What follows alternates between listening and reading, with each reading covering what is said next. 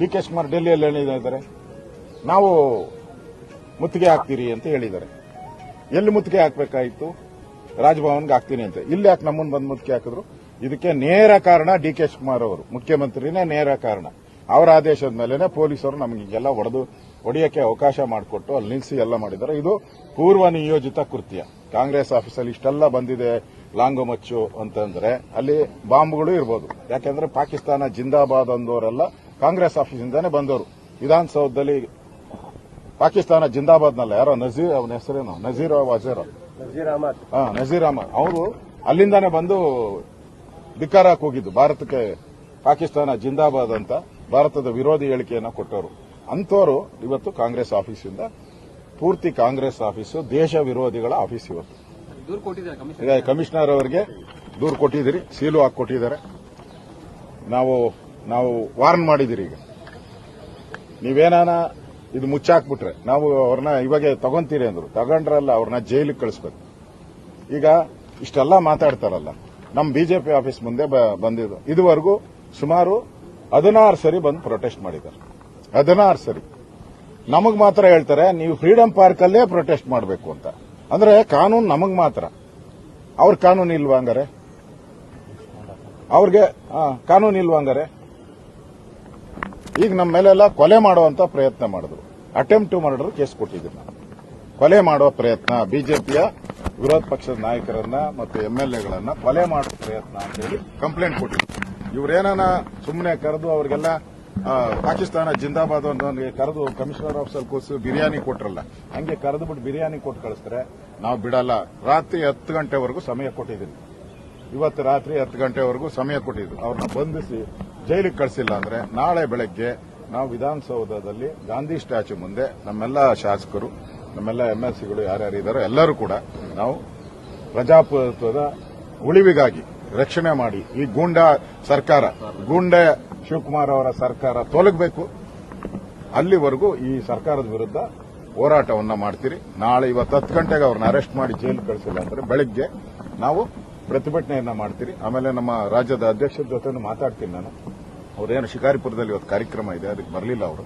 ಮಾತಾಡಿ ಈ ಮುಂದೆ ಇದನ್ನ ಹೋರಾಟ, ಯಾಕಂದ್ರೆ ನಮಗೆ ಇಲ್ಲಿ ಬದುಕೋಕೆ ಭಯದ ವಾತಾವರಣ ಇದ್ರೆ ಇಡೀ ರಾಜ್ಯದ ಸಾಮಾನ್ಯ ಜನರ ಬದುಕಿಲ್ಲ. ಸಾಮಾನ್ಯ ಜನ ಬದುಕೋದು ಹೆಂಗೆ? ಆರಾಮಾಗಿ ಸಿಸಿಟಿವಿ ಕ್ಯಾಮೆರಾಲಿದೆ, ಆರಾಮಾಗಿ ಗುರುತಿಸ್ತೀರಿ ಅವರೆಲ್ಲರನ್ನು ಕೂಡ. ಅವರೆಲ್ಲ ಕಾಂಗ್ರೆಸ್ ಆಫೀಸಿಂದ ಒಳಗಡೆಯಿಂದಾನೇ ಬಂದವರು, ಅವರ ಒಳಗಡೆಯಿಂದಾನೇ ಬಂದಿದ್ದವರೆಲ್ಲ. ಅಷ್ಟು ಒಂದೇನು ಕಾಂಗ್ರೆಸ್ ರೌಡಿಗಳು ಈಗ ಅವರೆಲ್ಲ ಕೊತ್ವಾಲ್ ಗ್ಯಾಂಗ್ ಅಲ್ಲ. ಹಿಂದೆ ಈಗ ಡಿ.ಕೆ. ಶಿವಕುಮಾರ್ ಒಪ್ಕೊಂಡಿದ್ದಾರೆ ನಾನು ಕೊತ್ವಾಲ್ ಶಿಷ್ಯ ಅಂತ. ಹರಿಪ್ರಸಾದ್ ಒಪ್ಕೊಂಡಿದ್ದಾರೆ ಮೊನ್ನೆ ಇಂಟರ್ವ್ಯೂನಲ್ಲಿ, ನಾವು ಕೊತ್ವಾಲ್ ತರ ಇದ್ರಿ, ನನ್ಗೆ ಗೊತ್ತು ಕೊತ್ವಾಲ್ ಅಂದ್ಮೇಲೆ ಆ ಗ್ಯಾಂಗ್ ಅಲ್ಲೇ ಟ್ರೈನಿಂಗ್ ಆಗಿರೋದು. ಈ ಸರ್ಕಾರದಲ್ಲಿ ಕೊತ್ವಾಲ್ ಟ್ರೈನಿಂಗ್ ಮಾಡಿರುವಂತ ಬಹಳಷ್ಟು ಜನ ಲೀಡರ್ಸ್ ಇದ್ದಾರೆ. ಅದರಿಂದ ಈ ಸರ್ಕಾರ ಕೊತ್ವಾಲ್ ಸರ್ಕಾರ.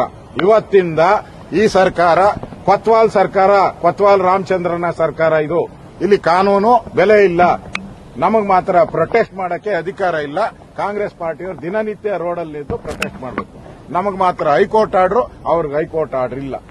ಅದರಿಂದ ನಾವು ಇದನ್ನ ಧಿಕ್ಕಾರ ಹಾಕಿ, ಈ ಕಾಂಗ್ರೆಸ್ ಪಾರ್ಟಿಯ ಈ ಗೂಂಡಾಗಿರಿಗೆ ಧಿಕ್ಕಾರ ಹಾಕಿ ನಾಳೆ ನಾವು ವಿಧಾನಸೌಧ ಗಾಂಧಿ ಸ್ಟ್ಯಾಚ್ಯೂ ಮುಂದೆ ನಾವು ಧರಣಿಯನ್ನ ಮಾಡ್ತೀವಿ. ಅದಕ್ಕೂ ಬಗ್ಗಿಲ್ಲ ಅಂದ್ರೆ ಮುಂದೆ ನಾವು ಹೋರಾಟ ಮಾಡ್ತೀರಾ? ಪೊಲೀಸರು ಕೊಟ್ಟಿದ್ದೀರಿ. ಆ ರೂಟಲ್ಲಿ ಬಂದಿಂದಂಗೆ ಅಲ್ಲಿ ಬಸ್ ಹಂಗೆ ಆಟೋಮೆಟಿಕ್ ನಿಂತಿದ್ದೋಗಿ ಹಂಗೆ ಅಲ್ಲಿ ಸುಮಾರು 100 ಜನ ಪೊಲೀಸರು ಇದ್ರು. ಇಷ್ಟೆಲ್ಲ ಅಲ್ಲೇ ಆದ್ರೂ ಒಬ್ಬ ಪೊಲೀಸರನ್ನು ಕೂಡ ತಡೀಲಿಲ್ಲಲ್ಲ. ನುಗ್ಗಿ ನಮ್ಮ ಬಸ್ನೆಲ್ಲ ಹೊಡಿತಾ ಇದ್ದಾರೆ. ಒಬ್ಬ ಪೊಲೀಸನ್ನು ತಡೆದಿಲ್ಲ ಅಂದ್ರೆ ಡಿ.ಕೆ. ಶಿವಕುಮಾರ್ ಡೆಲ್ಲಿಯಿಂದನೇ ಫೋನ್ ಮಾಡಿ ಎಲ್ಲರಿಗೂ ಹೇಳಿದ್ದಾರೆ, ಇವರಿಗೆ ಯಾರ್ಯಾರು ಪೊಲೀಸರು ಯಾರ್ಯಾರು ಬೆಂಬಲ ಮಾಡಿದಾರೋ ಅವ್ರಿಗೆಲ್ಲ ಮೋಸ್ಟ್ಲಿ ಅವಾರ್ಡ್ ಕೊಡ್ತಾರೆ ಅನ್ನೋ ಮುಖ್ಯಮಂತ್ರಿ ಚಿನ್ನದ ಪದಕ, ಇವರಿಗೆಲ್ಲ ಮುಖ್ಯಮಂತ್ರಿ ಚಿನ್ನದ ಪದಕ ಕೊಡ್ತೀನಿ ಅಂತ ಹೇಳಿರ್ಬೇಕು. ಅದಕ್ಕೋಸ್ಕರ ಒಬ್ಬರು ನಮ್ಮ ಹತ್ರ ಸೇಫ್ಟಿ ಮಾಡಕ್ಕೆ ಒಬ್ಬರು ಬರಲಿಲ್ಲ.